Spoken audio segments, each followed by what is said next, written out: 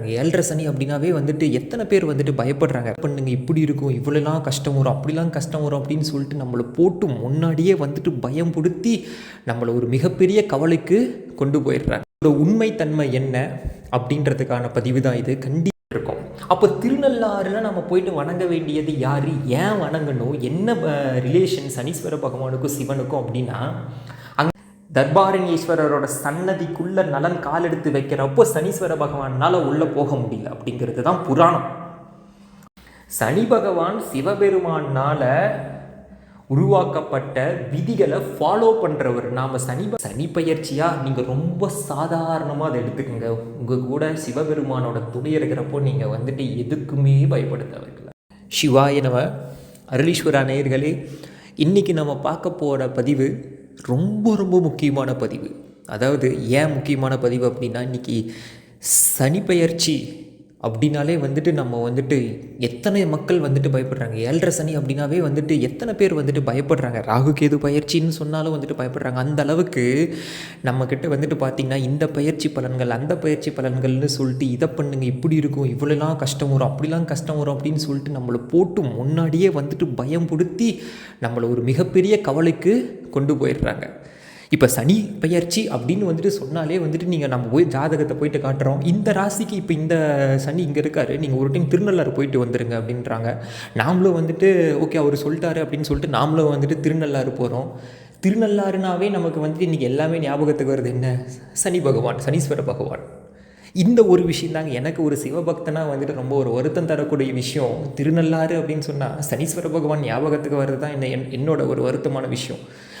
இதோட உண்மைத்தன்மை என்ன அப்படின்றதுக்கான பதிவு தான் இது. கண்டிப்பாக நீங்கள் இந்த பதிவை கேட்டு உங்கள் நண்பர்கள் இல்லை உங்கள் உறவினர்கள் யாராச்சும் சனி பயிற்சினால் வந்துட்டு கஷ்டப்படுறேன்னு நினைக்கிறாங்க, இல்லை கவலையாக இருக்குன்னு நினைக்கிறாங்க, இல்லை சனியால் தான் நான் வந்துட்டு இப்படி கஷ்டப்பட்டுட்ருக்கேன், 7:30 சனி எனக்கு நடக்குது, எனக்கு என்ன பண்ணுறதுன்னு தெரியல அப்படின்னு நினைக்கிறவங்களுக்கு தயவு செஞ்சு இந்த பதிவை நீங்கள் கொண்டு போய் சேருங்க.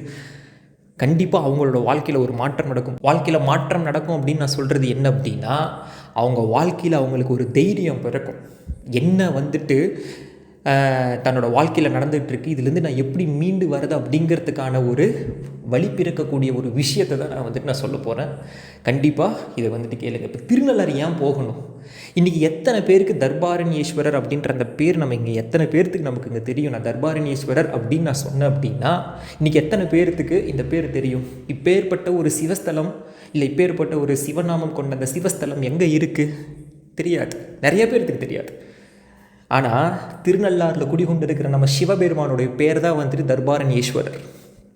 அது அந்த அப்பேற்பட்ட அந்த ஸ்தலமானது எவ்வளோ பெருமை வாய்ந்தது தெரியுமா? 3 பாடல் பெற்ற ஸ்தலங்கள், 7 பாடல்கள் பாடியிருக்காங்க திருநள்ளாறில். திருஞான சம்பந்தர், திருநாவுக்கரசர், சுந்தரர், இவங்க 3 பேரும் 7 பாடல் பாடியிருக்காங்க. ஒரே ஒரு பாடல் பாடினாவே அந்த பாடல் பெற்ற ஸ்தலத்துக்குன்னு சொல்லிட்டு ஒரு சிறப்பு வாய்ந்த அந்தஸ்து இருக்கும். ஏன்னா அது வந்துட்டு சிவபெருமானால் திருவிளையாடல் செஞ்சு ஒரு ஸ்தலம். அங்கே வந்துட்டு நம்ம நால்வர்களில் வந்துட்டு பாடல் பாடியிருப்பாங்க. அப்போங்க 3 பேரும் வந்துட்டு பாடியிருக்கிறாங்க அப்படின்னா அது எப்பேற்பட்ட ஒரு பெருமை வாய்ந்த சிறப்பு வாய்ந்த ஸ்தலம், இல்லை சக்தி வாய்ந்த ஸ்தலம். அது 7 பாட்டு, ஒரு பாட்டு 2 பாட்டு கிடையாது. நிறைய ஸ்தலங்கள் இன்றைக்கி வந்துட்டு ஒரு பாட்டு பாடல் பெற்றிருக்கிற ஸ்தலங்கள் இருக்குது, 2 பாடல் பெற்றிருக்கிற ஸ்தலங்கள் இருக்குது. அதுக்கே வந்துட்டு அவ்வளோ பெரிய ஒரு சக்தி, அவ்வளோ பெரிய ஒரு சிறப்பு இருக்குது. அப்படிங்கிறப்போ 7 பாடல் பெற்ற இந்த திருநள்ளாறு தர்பாரண்யேஸ்வரரோட சிறப்பு எவ்வளோ பெரிய விஷயம் தெரியுமா? நான் இன்றைக்கி எத்தனை பேர்த்துக்கு இது வந்துட்டு தெரியும்? திருநள்ளாறில் இருக்கிற நம்ம சிவனுக்கு இவ்வளோ பெரிய ஒரு பெருமை இருக்குது, இவ்வளோ பெரிய ஒரு சிறப்பு இருக்குது, இவ்வளோ பெரிய ஒரு சக்தி இருக்குது. அதை எல்லாமே மறைச்சி திருநள்ளாறுனாவே இன்றைக்கி சனீஸ்வர பகவான் தான் அப்படின்னு சொல்லிட்டு இன்றைக்கி கொண்டு போயாச்சு. இன்றைக்கி வந்துட்டு எல்லாருமே கொண்டு போயாச்சு. அதுக்கு காரணம் மக்களோட பயம். எப்படியாச்சும் என் பிரச்சனையிலேருந்து சால்வ் ஆகணும், அந்த ஒரு நினப்பு மக்கள் மனசுக்குள்ளே வந்ததுனால அதையே பிடிச்சி இன்றைக்கி எல்லாமே அதை நோக்கியே நம்ம வந்துட்டு போயிட்டுருக்கோம். அப்போ திருநள்ளாறில் நம்ம போயிட்டு வணங்க வேண்டியது யார், ஏன் வணங்கணும், என்ன ரிலேஷன் சனீஸ்வர பகவானுக்கும் சிவனுக்கும் அப்படின்னா, அங்கே இன்னொரு விஷயம். நீங்கள் அங்கே போனாவே நீங்கள் வந்துட்டு யாரும் டேரெக்டாக நம்ம போயிட்டு சாமியை பார்க்க போட்டாங்க. அந்த நலம் தீர்த்த குளம் அப்படின்னு சொல்லிட்டு அந்த குளத்தில் குளிச்சுட்டு அதுக்கப்புறம் தான் நம்ம வந்துட்டு சாமியை பார்ப்போம். இது ஒரு ப்ரொசீஜர். ஓகே, இது ஏன் வந்துச்சு? ஃபஸ்ட்டு எல்லாத்துக்குமே ஒரு அடிப்படை காரணம்னு ஒன்று இருக்கும் இல்லைங்களா? ஆன்மீகம் அப்படின்னு எடுத்துக்கிட்டாலே எதுவுமே வந்துட்டு சும்மா ஏனோ தானோ அப்படின்னு நடக்கிறது கிடையாது. எல்லாத்துக்குமே ஒரு மூல காரணம், மூலப்பொருள்னு ஒன்று இருக்கும். அப்போ ஏதோ ஒரு விஷயம் நடந்தனால தானே இப்போ ஏற்பட்ட ஒரு ப்ரொசீஜர் வந்துட்டு வந்திருக்கு. அந்த காலத்தில் ஒரு வேற மாதிரி ஃபாலோ பண்ண விஷயம் இன்றைக்கி வந்துட்டு அப்படியே கொஞ்சம் கொஞ்சமாக மாறிடுச்சு. நலன் அப்படின்றவர் அந்த காலத்தில் 7 நாட்டு சனினால் பயங்கரமான ஒரு கஷ்டம், சொல்ல முடியாத அளவுக்கு கஷ்டப்பட்டு எங்கே போய் என்ன செஞ்சும் அவரோட வாழ்க்கையில் எந்த விதமான ஒரு மாற்றமும் நிகழாமல் அவர் திருநள்ளாறு வந்து அந்த நலன் குளத்தில் குளித்து அதுக்கப்புறம் போயிட்டு தர்பாரண்யேஸ்வரர் போய் வணங்குறார். அவர்கிட்ட போய் சரணகதி அடைகிறார். அவர் குளிச்சனால தான் அந்த குளத்துக்கு பேர் நலத்தீர்த்த குளம் அப்படின்ற அந்த பேரே வந்துச்சு. எப்போ போயிட்டு அவர் திருநள்ளாறு தர்பாரண்யேஸ்வரரை வணங்குறாரோ அப்போவே சனீஸ்வர பகவான் அவரை விட்டுறார். தர்பாரண்யேஸ்வரரோட சன்னதிக்குள்ள நலன் கால் எடுத்து வைக்கிறப்போ சனீஸ்வர பகவானால் உள்ளே போக முடியல அப்படிங்கிறது தான் புராணம். அப்போது தர்பாரண்யேஸ்வரரோட சக்தி அந்த அளவுக்கு இருக்குது. தர்பாரண்யேஸ்வரரை நம்ம சிவனை போயிட்டு அங்கே வணங்கின உடனே அவர் பிடிச்சிருந்த சனி அவர் விட்டுடுச்சு. அப்போது நாமளும் திருநள்ளாறு போயிட்டு அங்கே இருக்கிற சிவபெருமானை வணங்குனா நாம் 7 நாட்டு சனினால் படக்கூடிய கஷ்டங்கள்லேருந்து விடுபடலாம் அப்படிங்கிறது தான் உண்மையான தகவல். ஆனால் அது எல்லாமே மறுவி இன்றைக்கி நம்ம திருநள்ளாறுனா போயிட்டு சனீஸ்வர பகவானுக்கு விளக்கு ஏற்றணும், சனீஸ்வர பகவானுக்கு கும்பிடணும் அப்படின்னு சொல்லிட்டு மாறிடுச்சு. சனி பகவான் சிவபெருமானால் உருவாக்கப்பட்ட விதிகளை ஃபாலோ பண்ணுறவர். நாம் சனி பகவானை போயிட்டு கும்பிடுறதுனால எந்த விதமான ஒரு மாற்றமும் நிகழாது. நீங்கள் சிவபெருமான் கிட்ட போயிட்டு தர்பாரண்யேஸ்வரர் சன்னதியில் போயிட்டு மனசார சிவபெருமான் கிட்ட வேண்டி என்ன இந்த பிரச்சனையிலேருந்து காப்பாற்று, நான் தவறை உணர்ந்துட்டேன், என் வாழ்க்கையில் நான் தவறு செய்ய மாட்டேன், என்னை நல்ல நிலைமைக்கு கொண்டு வா அப்படின்னு சொல்லிட்டு மனம் உருகி அவர்கிட்ட பிரார்த்தனை பண்ணிவிட்டு அங்கே அந்த சன்னதியிலேயே உட்காந்து ஒரு 7 பாடல்கள் நான் வந்துட்டு 3 பேர் பாடியிருக்கிறேன்னு சொன்னேன் இல்லைங்களா? அந்த பாடல்களை எல்லாமே உட்காந்து மனசார சிவன் நினச்சி படிங்க. அதில் நாவுக்கரசர் சொல்லியிருப்பார் பாருங்க, ஒரு பாட்டில் வந்துட்டு கடைசியாக முடிக்கிறப்ப இப்படி சொல்கிறப்பவே நம்மளுடைய வினையானது நாசம் அப்படின்னு சொல்கிறார். நம்ம வினை போயிடும், ஆனால் ஒரு முறை சொன்னால் போகாது, நம்ம மனசார நீங்கள் அதை வந்துட்டு சொல்லிக்கிட்டே இருக்கணும். ஸோ அப்போ நமக்கு எந்த விதமான ஒரு பரிகாரமும் தேவை கிடையாது, எந்த விதமான ஒரு பயமும் தேவை கிடையாது. சனி பயிற்சியாக நீங்கள் ரொம்ப சாதாரணமாக அதை எடுத்துக்கோங்க. உங்கள் கூட சிவபெருமானோட துணை இருக்கிறப்போ நீங்கள் வந்துட்டு எதுக்குமே பயப்பட தேவையில்லை. அப்போ உண்மையாலுமே நம்ம திருநள்ளாறு போக வேண்டியது யாரை போய் பார்க்கணும்? சிவபெருமானை போய் பார்க்கணும், சிவபெருமானை போயிட்டு வணங்கணும்.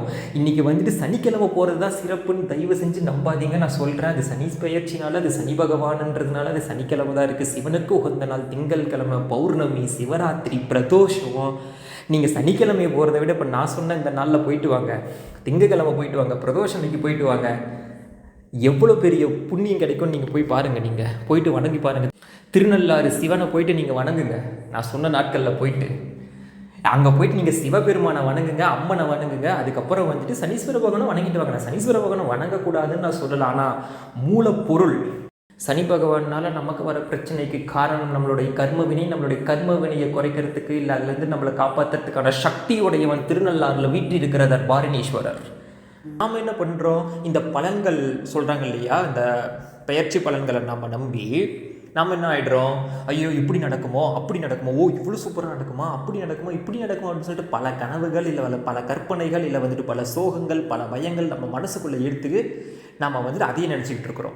எத்தனை கோடி பேர் ஒரு ராசியில் இருக்கிறாங்க, அத்தனை கோடி பேருக்குமா வந்துட்டு ஒரு ராசியில் இருக்கிறவங்களுக்கு அப்படியேவா நடக்குது? கண்டிப்பாக இல்லை. அவங்களோட கர்ம வினையை பொறுத்து தான் அவங்களோட வாழ்க்கையானது தீர்மானிக்கும், அவங்களோட எண்ணத்தை பொறுத்து தான் அவங்களோட வாழ்க்கையான தீர்மானிக்கும்.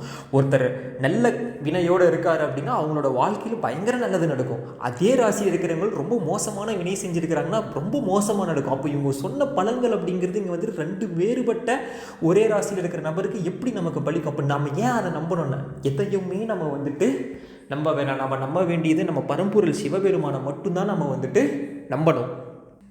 நீங்கள் போயிட்டு சிவபெருமான் கிட்ட மனசார வேண்டி மனசார உருகி வந்துட்டு உங்கள் பிரார்த்தனையை வச்சிங்க அப்படின்னா அவர் வந்துட்டு சனி பகவான் கிட்ட சொல்லுவார், சரிப்பா போ நான் பார்த்துக்கிறேன் அப்படின்னு சொல்லிட்டு அவர்கிட்ட சொல்லி நான் வந்துட்டு தண்டனை குறைக்க சொல்கிறேன்னு அவர் சொல்லுவார். இதுக்கு ஒரு சின்ன உதாரணம்.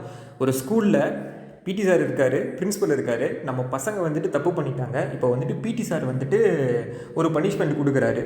இப்போது இந்த இடத்துல நாளைக்கே நம்ம போயிட்டு பிரின்ஸிபலை பார்த்து எங்கள் பையன் ஏதோ தெரியாமல் தப்பு பண்ணிட்டாங்க, நீங்கள் கொஞ்சம் பிடி சார்கிட்ட சொல்லுங்கள் அப்படின்னு சொன்னால் பிரின்ஸிபல் உடனே பிடி சாரை கூப்பிட்டு சரி ஓகே அப்பாவே வந்துட்டு அது மேலே வந்துட்டு தப்பு பண்ண மாட்டாங்களா கொஞ்சம் பார்த்துங்கன்னு சொன்னால் பிடி சார் ஓகே பாப்போ பிரின்ஸிபலே சொல்லிட்டாங்க அப்படின்னு சொல்லிட்டு அனுப்பி விட்டுருவாங்க. இங்கே பிடி சார் அப்படிங்கிறது சனீஸ்வர பகவான், பிரின்ஸிபல் அப்படிங்கிறது வந்துட்டு நம்ம சிவன். நாம் போயிட்டு பிடி சாரை பார்க்குறப்போ ஒன்றும் வேலைக்காகாது. பிரின்ஸிபலை பார்த்தா தான் அந்த பிரச்சனைக்கு தீர்வு கிடைக்கும். அதுதான் நான் உங்ககிட்ட சொல்கிறேன். நம்ம போயிட்டு சிவனை வணங்குங்க. திருநள்ளாறு போக முடியாதவங்க, ரொம்ப தூரமாக இருக்குது இல்லையா, அது வந்துட்டு என்னால் போக முடியல, இல்லை எனக்கு வந்துட்டு போகிறதுக்கான வாய்ப்பு கிடைக்காதவங்களும் பயப்பட வேண்டாம், பயப்பட வேண்டாம். நான் போயிட்டு சிவன் அங்கே தான் பார்க்கணும் அப்படிங்கிறது கிடையாது. நினச்ச இடத்துல இல்லை நீங்கள் இருக்கிற இடத்துல அப்படியே வந்துட்டு அவனை மனசார நினச்சி பதிகம் பாடுங்க. திருநள்ளாறு பதிகம் இருக்குது, அதை நீங்கள் வந்துட்டு பாராயணம் செய்யுங்க. அதுவே அது தினமும் செய்யுங்க, தினமும் செய்யணும். அந்த பாராயணத்தை வந்துட்டு தினமும் செய்யணும். அப்படி இல்லையா திருநள்ளாறு பதிகம் இல்லையா, ரொம்ப ரொம்ப அருமையான ஒரு பதிகம் இருக்குது. திருஞான சம்பந்தர் கொடுத்த ஒரு அருமையான அற்புதமான பதிகம். நவக்கோள்களிலிருந்து ஏற்படக்கூடிய அனைத்து விதமான பிரச்சனைகளுமே தீர்றதுக்காகவே திருஞான சம்பந்தர் பாடியிருக்கார். வேயுறு தோழி வங்கன் அப்படிங்கிற ஒரு பதிகம் இருக்குது.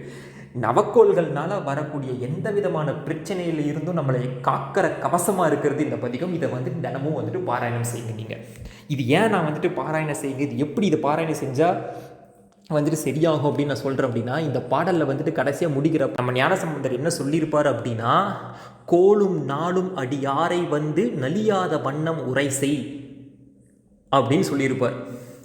ஆணை நமதே அப்படின்னு சொல்லிட்டு முடிக்கிறார். என்னோட ஆணை.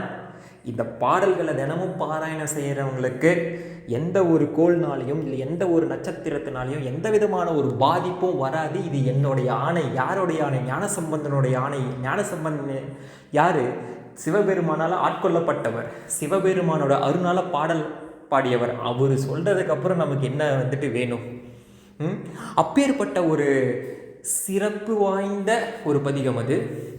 அப்போது நம்ம கிட்டையே இருக்கக்கூடிய ஒரு எளிமையான ஒரு பரிகாரம். இதை தான் நான் வந்துட்டு பரிகாரம். பரிகாரம் அப்படின்னா போயிட்டு நம்ம செலவு பண்ணுறதோ இல்லை இது பண்ணுறதோ அது பண்ணுறதோ அப்படின்றது கிடையாது. திருமுறையா மாதிரி ஒரு பரிகாரம் நமக்கு இல்லை. கடவுளை பற்றி பாராயணம் பண்ண நூல்கள் தான் நமக்கு பரிகாரம். திருப்புகள், அபிராமி அந்தாதி, திருமுறை, லலிதா சகஸ்ரநாமம், விஷ்ணு சகஸ்ரநாமம், இந்த மாதிரி ஏகப்பட்ட நூல்கள், சக்தி வாய்ந்த தெய்வீக நூல்கள் இருக்கும்போது நம்ம எந்த விதமான பரிகாரத்தையும் யாரை தேடியும் போக வேணாம். தயவு செஞ்சு நம்புங்க. இதெல்லாம் வந்துட்டு கடவுளால் ஆட்கொள்ளப்பட்டவர்களால் எழுதப்பட்ட நூல்கள். ஏன் அப்படி பண்ணியிருக்காங்க? பிற்காலத்தில் வர மக்கள் இதை படித்து இதை வந்துட்டு பாராயணம் செஞ்சு அவங்க வந்துட்டு வாழ்க்கையில் நல்லபடியாக வாழணும், அவங்க கஷ்டங்கள் தீர்ந்து வாழணும் அப்படிங்கிறதுக்காகவே பாராயணம் செய்யப்பட்டது. அதுதான் நம்மளோட கடவுள்களோட கருணை. கடவுள் வந்துட்டு நேரடியாக பூமிக்கு வர்றதுக்கு பதிலாக இப்பேற்பட்டவர்களை படைச்சி நமக்காக வந்துட்டு இப்பேற்பட்ட ஒரு பொக்கிஷத்தை கொடுத்துட்டு போயிருக்காங்க. ஸோ இதுதான் உண்மை. அப்போ நம்ம வந்துட்டு சனிப்பெயர்ச்சினால் நம்ம வந்துட்டு கஷ்டப்படுறோம் அப்படின்னா திருநள்ளாறு போனால் யாரை வணங்கணும்? சிவனை வணங்கணும். சிவன் முன்னாடி இருந்து என்ன நம்ம வந்துட்டு பாடணும்? வேயுறு தோழி வங்கன் பாடலாம், இல்லை வந்துட்டு சிவபுராணம் பாடலாம், இல்லை வந்துட்டு திருநள்ளாறு பதிகம் வந்துட்டு பாடலாம், இல்லை சிவனோட காயத்ரி மந்திரம் சொல்லலாம். அங்கேயே மனசார உட்காந்து தியானம் பண்ணி ஓம் நமச்சிவாய ஒரு 108 முறை சொல்லலாம். கூட்டம் வந்துட்டு சனிக்கிழமை தான் பயங்கரமாக இருக்கும். ஞாயிற்றுக்கிழமை, திங்கக்கிழமை, செவ்வாய்க்கிழமெல்லாம் போயிட்டு பாருங்கள். சிவபெருமான கிட்ட இருந்து எவ்வளோ நேரம் வேணாலும் பார்க்கலாம். அப்படி போய் சிவனை போய் பார்த்துட்டு வாங்க. நீங்கள் நம்ம வந்துட்டு போகிறதே சிவனை பார்க்கறதுக்காக தான். கூட்டத்தில் போயிட்டு 5 செகண்ட் 10 செகண்டெல்லாம் நம்ம வெயிட் பண்ணி பார்க்குறத விட நீங்கள் திங்கக்கிழமை போயிட்டு சந்தோஷமாக சிவ முன்னாடி நின்று கத்தி சிவபுராணம் சொல்லுங்கள். கண்டிப்பாக நமக்கு வந்துட்டு எந்த ஒரு கோள்னாலையும் வந்துட்டு நமக்கு பிரச்சனை வராது. மக்களே, திரும்ப சொல்கிறேன், திருநள்ளாறு நம்ம போக வேண்டியது சிவனுக்காக, சிவனை தரிசிக்கிறதுக்காக, சிவனோட அருளை பெறத்துக்காக. சனீஸ்வர பகவான்கிட்ட நம்ம போயிட்டு முறையிடுறதுனால நம்மளோட சனி பிரச்சனைகள் தீராது. சனி பிரச்சனைன்னு மட்டும் சொல்ல, எந்த விதமான ஒரு கோல் பிரச்சனையுமே தீராது. அப்போ உங்கள் லைஃப்பில் நான் வந்துட்டு 7 சனி, இல்லை வந்துட்டு அந்த சனி இந்த சனி, என்னமோ பொங்கு சனி, அஷ்டமத்து சனி, கண்டத்து சனி, இந்த மாதிரிலாம் சொல்லி சொல்லி நம்மளை எப்படி பேர் பயப்படுறாங்க யோசிச்சு பாருங்க. எப்பேற்பட்ட சனியாக இருந்தாலும் நம்மக்கிட்ட இருக்கிறது வந்துட்டு திருமுறை இருக்குது, சிவபெருமான் இருக்கார். எதை பற்றி ஒரி பண்ணிக்க தேவையில்ல. மனசார நம்பிக்கையாக தைரியமாக நீங்கள் வந்துட்டு பாராயணம் பண்ணுங்கள். அந்த தர்பாரணீஸ்வரர் கண்டிப்பாக நமக்கு துணை இருப்பார். சனி பயிற்சினால் கஷ்டப்படுறேன்னு நினைக்கிறவங்க, இல்லை இந்த சனி பயிற்சினால் எனக்கு இப்படிலாம் நடக்கும்னு நினைக்கிறவங்க பயப்பட வேணாம். நான் சொன்னதை ஃபாலோ பண்ணுங்கள். திருநள்ளாறு போக முடியல அப்படின்னாலும் வேயூர் தோழிபங்கன் பதிகம் வந்துட்டு கோளாறு பதிகம், அது பேரே வந்துட்டு கோளாறு பதிகம், அதை பாராயணம் பண்ணுங்கள். பாராயணம் நீங்கள் படிங்க, உங்களுக்கு பிடிச்ச மாதிரி படிங்க. பண் தெரிஞ்சு பாடணுன்றது கிடையாது, பண் தெரிஞ்சு படிக்கணும் அப்படிங்கிறது கிடையாது. சிவனை நினச்சி படிங்க. அவர் நமக்கு கருணையாளன். அவர் எப்படி படித்தாலும் அவர் வந்து நம்மளை காப்பாற்றுவார். நம்பிக்கையோட தைரியத்தோட படிங்க. கண்டிப்பாக நம்ம வாழ்க்கையானது மாறும். எதை நினச்சும் பயப்பட தேவையில்லை. கண்டிப்பாக நீங்கள் வந்துட்டு சனி பயிற்சினால எவ்வளோ பெரிய ஒரு கஷ்டம் நமக்கு வரக்கூடியதாக இருந்தாலும் சிவனோட அருள் இருந்தால் கண்டிப்பாக சனி பகவான் நம்மளை எதுவுமே செய்ய மாட்டார். சிவனோட ஆணை தான் ஃபஸ்ட்டு, அதை மீறி யாராலையும் எதையுமே செய்ய முடியாது. அப்போது திருநள்ளாறு போயிட்டு சிவனை வணங்கிட்டு வாங்க. இல்லை போக முடியாதவங்க இங்கிருந்தே வந்துட்டு மனசார தர்பாரணீஸ்வரர் நினச்சி பதிகம் பாடுங்க. யார் யாரெல்லாம் கஷ்டப்படுறாங்க இல்லை பயப்படுறாங்களோ அவங்களுக்கு இந்த பதிவை நீங்கள் வந்துட்டு அனுப்புங்க. இந்த மாதிரி இனி வர காலங்களில் நம்ம சிறப்பான பதிவுகளை பார்க்கலாம். சிவாய நமக. திருச்சிற்றம்பலம்.